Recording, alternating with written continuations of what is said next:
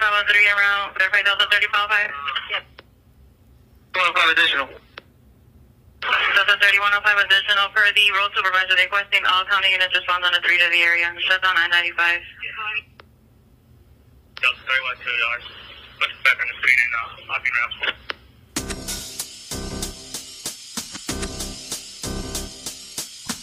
Hello, and welcome to episode 3 of A Taste of Vice podcast. I am your host, Jonas Sears, a retired detective from what is now called the Miami-Dade Sheriff's Office.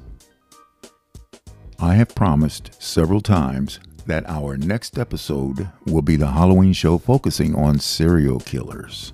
And yet, I have twice, including this entry, added an episode before the 31st. Again, that episode will be available as promised. Yet, news stories prompt me to mumble to myself repeatedly, "That's nothing new." I read and hear so very much about the U.S. military presence in the Caribbean near Venezuela to thwart the smuggling of drugs into the United States. That country's president, or dictator, your choice, feels that the purpose is a political threat to remove him from power, as opposed to removing a national security threat inflicted by the smuggling and distribution of poisonous, illegal drugs. Whether he's correct or not, apparently he remembers the Manuel Noriega story, which I don't hear or read about in these current events. A little history about Manuel Noriega. He was a Panamanian military officer and political strongman who ruled Panama as a de facto leader. That's another way of saying that he was a dictator. From 1983 until his removal by the U.S. military invasion in 1989, which was unusual in itself. In fact, although Noriega's capture was publicly based on his unquestionable involvement with the Medellin cartel and massive smuggling of cocaine into the U.S. and other destinations, he was taken from Panama as a prisoner of war. This obviously was due to the method that the U.S. arrested Noriega, the leader of a sovereign Central American country. U.S. law enforcement could not have pulled it off due to the political and legal situation. Overall, his rise and fall were closely tied to his involvement with the U.S., particularly the CIA, and his role in drug trafficking. What is interesting is that it was around the time of the Iran-Contra affair centered around Lieutenant Colonel Oliver North and nearing the end of the Reagan administration. And that was a mess. E. Howard Hunt, former CIA and Watergate character, once complimented my partner and me years earlier. Instead of an attaboy, I would have preferred that he explain all this CIA black ops and anti-communist war stuff in the Western Hemisphere.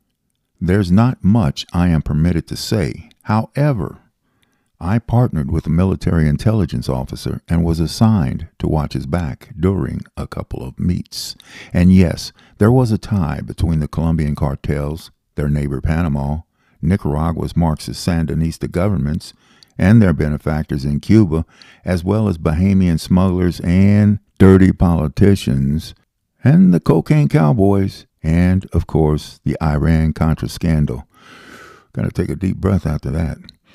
Key figure in South Florida's crime circles was Ricardo Monkey Morales Navarrete, who talked of his association with Noriega. Rick, as I referred to him, despised that nickname Monkey and was said to have killed a Colombian doper for calling him Monkey. It was my understanding that Morales had been an intelligence agent for the Castro government before becoming an anti-communist operative who went on armed raids on his homeland, Cuba. He was also a mercenary in the Belgian Congo, the chief of counter-espionage for the Venezuelan secret police, a demolition expert for Miami-based gamblers. I presume that was Cuban exile godfather Jose Miguel Battle. He was an informant for the FBI, CIA, and US DEA. Morales confessed before dying from an assassin's bullet that he was a sniper trainer for the CIA and trained Lee Harvey Oswald, only to find out later about Oswald's infamous claim to fame. Now, there is no written evidence or any documentation to verify that, but he was said to have told his sons on his deathbed. In another instance, there was my late friend, Assistant State Attorney and Prosecutor Reno Cohan, who worked under then Dade County State Attorney Janet Reno. Rena not only prosecuted Coco, Roberto Carvajal, and others who I arrested, as described in the first episode of this podcast entitled When Drug Deals Go Wrong, but she also prosecuted the infamous TikToks case in Miami, and she once mentioned to me that Manuel Noriega's name came up a few times during the latter investigation. TikToks refers to the sound of a clock's tick-tock sound heard incessantly on the bugging tapes from the hidden police transmitter inside of the clock. I told her that I felt sorry for the investigator who had to transcribe all of those tapes. As a young man, Noriega joined the military and rose through the ranks, receiving training from the U.S. at the School of the Americas in Columbus, Georgia. By the 1970s, he became head of Panama's military intelligence and played a key role in supporting U.S. interests in the region, particularly when dealing with Cuba and Sandinista Nicaragua during the Cold War. After the death of Panama's leader, Omar Torrijos, in 1981, Noriega took power and became the country's de facto ruler by 1983. He maintained control through political repression, including murder, election fraud, and his secret police. Several of his political enemies were discovered beheaded along the Costa Rican border. I suppose that was a partial deportation. Despite his dictatorial rule, he was initially backed by the U.S. due to his anti-communist stance. Although Noriega had been an U.S. ally, he was also deeply involved in drug trafficking, working with the Medellin cartel to smuggle cocaine into the U.S. A little something for the cookie jar, I guess. The relationship between Noriega and the U.S. soured in the late 1980s, especially after he was implicated in money laundering and drug-related crimes. In 1988, U.S. courts indicted him on drug charges. Oh boy, it got bad. Noriega even declared war on the U.S., wielding a large machete while standing on stage at a political rally. Theatrics? I'm not sure. In December 1989, after disputed Panamanian elections and rising tensions, the U.S. launched Operation Just Cause, a military invasion to remove Noriega. After fierce fighting in the streets of Panama City, where many casualties were suffered on both sides, the U.S. Army searched for Noriega and found him taking refuge in the Vatican's embassy. Not surrendering, Noriega remained steadfast. Using a psychological tactic, the U.S. military bombarded the embassy with hard rock music blaring through speakers for days, and it wasn't classic rock either. I would have given up after the first hour. Noriega finally gave up on January 3, 1990. He was then extradited to the U.S., where he was convicted of drug trafficking, racketeering, and money laundering, receiving a 40-year prison sentence. After serving time in the U.S., Noriega was extradited to France in 2010, where he was convicted of money laundering.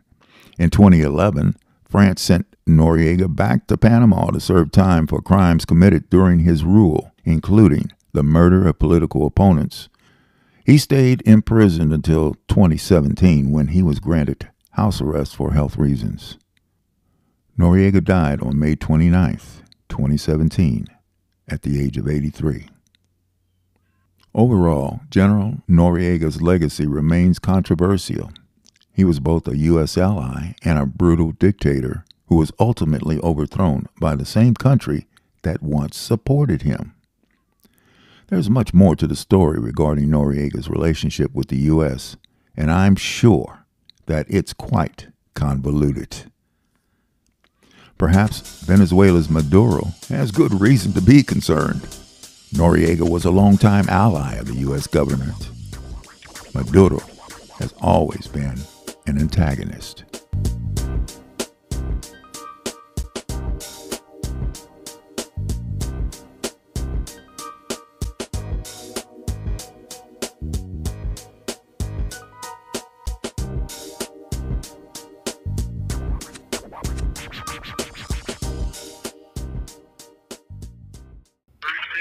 3503 around, verify Delta 355. Yep. 105 additional. Delta 3105 additional per the road supervisor requesting all county units respond on the 3 to the area. Shut down I-95. Delta 31 2 yards. Put back on the screen and hopping ramp.